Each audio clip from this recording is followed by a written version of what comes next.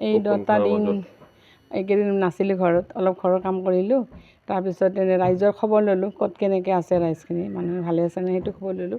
পৰহি চিকি বিকি গ'লোঁ, গোটেই চিকি বিকি তিলক গাঁও 2টা পঞ্চায়তৰ চব আমাৰ দলৰ মানুহখিনিক লগ কৰিলোঁ, তেওঁলোকৰ খবৰ ল'লোঁ। আৰু তেনেকৈ 2জনৰ মানুহ ঢুকাইছে, মৃতকৰ ঘৰত গ'লোঁ।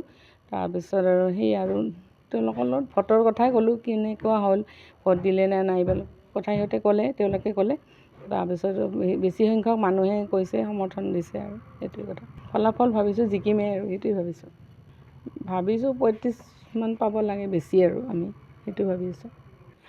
সেইটো হ'ব আৰু একেটা ঘৰতে মানে এটা মানে সমন্বয় হ'ব, ক'ব গ'লে ৰাজনৈতিক সমন্বয়।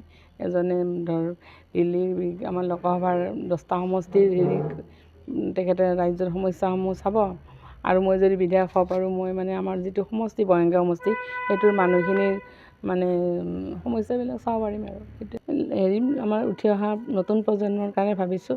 আৰু মহিলাসকল যিহেতু অনবৰতে লাগি থাকে তেওঁলোকৰ লগত, তেওঁলোকৰ কিছুমান সমস্যা দেখা পাই থাকোঁ, তেওঁলোকৰ ঘৰুৱাই হওক নাইবা আৰ্থিক এনেকুৱা সেইবিলাক অলপমান সমাধান কৰিব পাৰোঁ নেকি সেইটো ভাবিছোঁ।